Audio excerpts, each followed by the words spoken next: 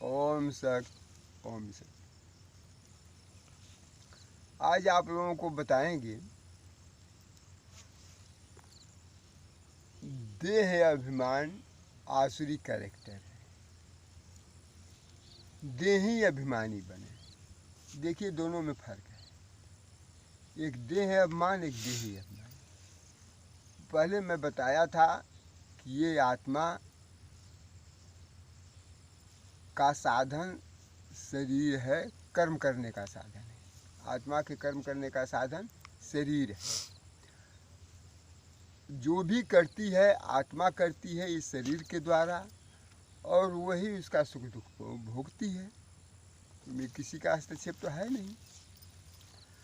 तो यदि हम स्थूल आँखों से, ये जो आँख आपको दो हैं सामने, इस आँखों से देखते हैं तो शरीर दिखती है, और शरीर के साथ उसके जो हैं रंग रूप या उसके हैसियत प्रॉपर्टी दिखती है। तो उसमें भेद आ जाता है। स्त्री पुरुष छोटा बड़ा सब यही सब दिखता है, उसमें भेद आता है। जब भेद आता है तो देह अभिमान आता है। देह अभिमान का मतलब कि हम कितने मजबूत हैं, कितने डिग्री वाले हैं, या कितने हमारे पास हैसियत है, प्रॉपर्टी है, ये सब आता है। तो ये देह अभिमान है। यानी देह से संबंधित जो भी आपके पास है वो क्षमता है वो दिखाई देता है, तो देह अभिमान। आप देही अभिमानी बने। देही अभिमानी यानी यह देह, यानी ये शरीर आपके कर्म करने का साधन है, और इससे संबंधित जो भी चीज़ें हैं, ये शरीर से संबंधित जो भी चीज़ें हैं, यह सब यहीं के लिए हैं। इसलिए इसमें जो रहने वाली आत्मा है उसको देखें, वो हमारी भाई है, वो हमारे भाई हैं। ये शरीर हमारी भाई नहीं है, क्योंकि शरीर तो यहीं के यहीं रह जानी है, और हमारा भाई है, हमारा साथ देगा, वही हमारे साथ जाएगा। तो इस करके देह अभिमान त्याग करें, देही अभिमानी बने। यानी यह देह हमारी है, ये सोच करके सबसे संबंध स्थापित करें, और इसमें जो रहने वाली आत्मा है वो हमारी भाई। इससे छोटा बड़ा में कोई भी भेद आता नहीं है। चाहे छोटा बच्चा हो, चाहे बूढ़ हो, चाहे जवान हो, उसमें आत्मा एक ही है, आत्मा में फर्क नहीं है। जैसे जैसे शरीर विकास में आती है ऐसे ऐसे इससे आत्मा कर्म करती है। अब छोटा बच्चा 4 पैर से जब चलता है, गोद में खेलता है, तो ये नहीं है कि उसके पास आत्मा छोटी है। आत्मा छोटी नहीं है, वो शरीर विकास में नहीं है, इसलिए वो गूंगा करता है, इसलिए किसी बात को समझ नहीं पाता है। तो हम जब इस आँखों से देखते हैं तो ये छोटा बच्चा दिखाई देता है। वो आत्मा को तो हम देखते नहीं हैं, लेकिन आप लोग ज्ञानी हैं तो आत्मा को देखें, उसको भी उतना ही इज्जत दें जितना हमको वो इज्जत देगा। छोटा बच्चा जितना इज्जत देता है। तो ऐसे करके सब भाई भाई, आत्मा सब भाई भाई हैं, ऐसे सोचें। तो देह अभिमान नहीं, देही अभिमानी बने। देह अभिमान आसुरी कैरेक्टर है। कैरेक्टर माने चरित्र, कैरेक्टर माने चरित्र। तो जब देह अभिमान करेंगे और उसमें अंतर आएगा, रंग रूप देखेंगे, उसमें आत्मा अपना कर्म विचलित हो सकती है, अपने कर्मों से हट सकती है। जब आत्मिक स्वरूप में देखेंगे तो वही औरत, वही लड़की आपकी भाई भाई की तरह से बहन के हिसाब से दिखेगी, और जब उस नज़र को बदल देंगे, इस दो आँखों से देखेंगे तो वो दूसरे हिसाब से दिखेगी। तो ये देह अभिमान हो गया। देह अभिमान आसुरी कैरेक्टर है। आसुरी माने जिसको आप लोग राक्षस बोलते हैं ना, राशि प्रवृत्ति, काम क्रोध मोह लोभ शोभ जब आप लोगों को वो भटका देता है, सही अपने रास्ते से हट करके अलग रास्ते पर ले जाता है, तो वही आसुरी कैरेक्टर है, वही चरित्रहीन बोलते हैं सब, ठीक है, वही चरित्रहीन आत्मा है। तो देह अभिमान आसुरी कैरेक्टर है, देही अभिमानी बने, यानी शरीर ये हमारी है, हम शरीर के नहीं हैं। इस स्थूल आँखों से सबको आत्मिक स्वरूप में देखें, सबको भाई भाई के समझें, हैं? ऐसे करने से सभी आत्माओं को सुख मिलेगा, सभी आत्माएं आत्मिक स्वरूप में आएंगी। बुद्धि बल से, योग बल से बुद्धि मिलता है, और बुद्धि बल से यानी ज्ञान बल से सुख मिलता है। तो योग लगाएं और उससे बुद्धियाँ प्राप्त करें, बुद्धि प्राप्त करके शांति और सुख मिलता है। शांति और सुख और जगह नहीं है। आप लोग घर से भागते हैं, दौड़े दौड़े मंदिर में जाते हैं या किसी विशेष स्थान पर जाते हैं, ऐसा नहीं है। आपके घर में ही मंदिर है, आप स्वयं मंदिर में रहते हैं, आप आत्मा है, स्वयं मंदिर में रहते हैं। आप सभी आत्माओं का सेवा करें।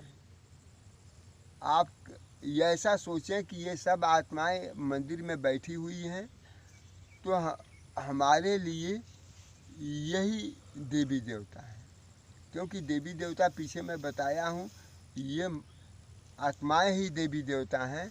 देवी देवता कोई अलग से नहीं है, बशर्ते ये अपने कर्मों पर आ जाएं।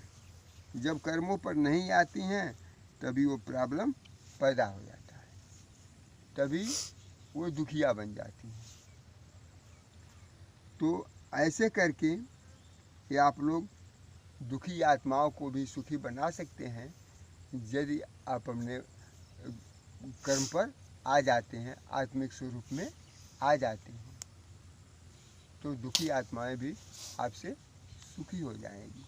सुख कहीं और नहीं है, सुख यही है, आपके पास ही है, वो कर्मों पर ही आधारित है। जब कर्म नहीं करते हैं तो दुखड़ा घेर लेता है, और उस दुखड़ा को दूर करने के लिए आसानी से मंदिर मस्जिद में या कहीं विशेष स्थान पर जा कर के सुख की भीख मांगते हैं, ऐसा है नहीं।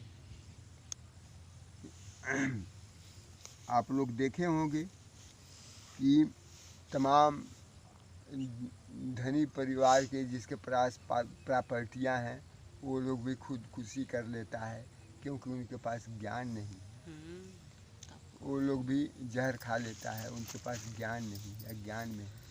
क्योंकि ऐसी पोजीशन में तो आत्मा शरीर छोड़ देती है, लेकिन परेशानियां और भी पड़ जाती हैं। वो अकाल मृत्यु में जाती है तो वो प्रेत जोन होता है, यानी हमेशा वो दुखिया बनी रहती है, उसको शरीर नहीं मिलता, तो उसके पास साधन भी नहीं रहता कि वो करे तो क्या करे। ये अज्ञानता की बात है, उनको पता नहीं होता है कि ये शरीर को छोड़ देने पर और परेशानी बढ़ जाती है हमारी, उस आत्मा को पता नहीं। तो परिस्थिति से निपटने के लिए अपनी स्थिति को भी छोड़ देती है, तो परिस्थिति उसकी बढ़ जाती है। परिस्थिति माने पराई स्थिति, जो दुख आता है आपको, परेशानियाँ आती हैं कहीं कहीं से, वो परिस्थिति है। दुख कहीं से आकर के आपका गला पकड़ता है, वही परिस्थिति है। और उस परिस्थिति को दूर करने के लिए वो जहर खा लेते हैं या खुदकुशी कर लेती है आत्मा, ताकि हम इस शरीर में रहेंगे नहीं तो परेशानी से बच जाएंगे। उसको अज्ञानता में ये नहीं पता लगता है कि इस परिस्थिति के बजाय और बड़ी परिस्थिति हमारे सिर पर आ जाएगी, उनको ज्ञान नहीं होता है। अज्ञानता में सोचते हैं कि शरीर को छोड़ देंगे तो हमको परिस्थिति से बचने का व्यवस्था बन जाएगा। ऐसा है नहीं, और भी वो बड़ी परिस्थिति में, जटिल परिस्थिति में आ जाती हैं। उस समय अपने आप जन्म लेना भी उनके लिए मुश्किल हो जाता है। अपने आप वो किसी पिंड में, किसी शरीर में आ ही नहीं सकती, उसकी प्रक्रिया अलग है। इसीलिए इस साधन को अच्छी तरह प्रयोग करें। इस साधन से आप लोग दुखी न हों, ज्ञानवान बने। कभी भी ज्ञानी पुरुष, ज्ञानी आत्मा ये सामाजिक दुखों से, आर्थिक दुखों से दुखी नहीं हो सकती।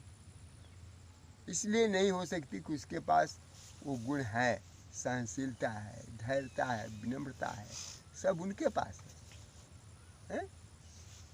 निर्णय करने की क्षमता है, उनके पास परखने की क्षमता है, उनके पास वो क्या सामना करने की शक्ति है, सब उनके पास गुण है।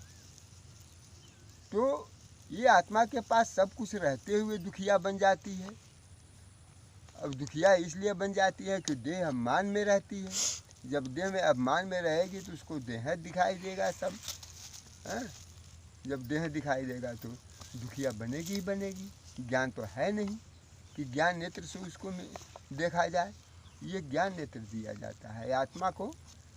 आत्मा की आँखें यही है। ये आत्मा की ज्ञान क्या नाम है कि टॉनिक विटामिन यही है। आप लोग कहते हैं ना शरीर के लिए टॉनिक चाहिए, तो आत्मा के लिए टॉनिक ज्ञान है। और जो ज्ञानवान आत्मा होगी तो दुखिया नहीं बनेगी, वो सुखी बनेगी। क्योंकि उसके पास वो ताकत आ जाएगी कि पहाड़ जैसे दुख को चुटकी भर रुई के समान मसलने की ताकत आ जाएगी। आप लोगों ने सुना होगा कि श्री कृष्ण भगवान गोवर्धन पहाड़ अंगुली पर उठाए थे। ऐसा नहीं है। वो ऐसे बड़ी परिस्थिति को भी वो टालने की क्षमता उनके पास हो जाती है। वो पहाड़ नहीं उठाए, पहाड़ जैसे दुख को भी एक अंगुली पर वो टांग सकते हैं। ऐसा उन्होंने बताया है, लेकिन भक्ति मार्ग वालों ने वो कर दिया है, परेशानी में डाल दिया है। एक अंगुली पर उन्होंने पहाड़ नहीं उठाया है। ऐसी आप आत्मा में ताकत बन जाती है कि पहाड़ जैसे दुख को चुटकी भर रुई के समान मसलने की ताकत आप में आ जाती है। यानी गोवर्धन पहाड़ को आप ही लोग उठा लेते हैं। मुश्किल नहीं है। दुर्गुणों से दूर हो जाते हैं तो दुर्गा आप ही बन जाते हैं। लक्ष्य को हासिल कर देते हैं तो लक्ष्मण आप ही बन जाते हैं, लक्ष्मी आप ही बन जाती हैं। वो अलग से कुछ नहीं है, आप ही लोगों के पास है। तो देखिए, दुखी आत्माओं की भी आप लोग मदद करें। परिस्थितियों के कोई स्थिति में रह करके परिस्थितियों से निपटने की क्षमता बनाएं और बराबर शांति और सुखमय जीवन में रहें। ये हमारा आज का उपदेश है। अगला उपदेश और करें। ओम सत, ओम सत, ओम सत। आइए पीजिए, ऐश करिए। जो है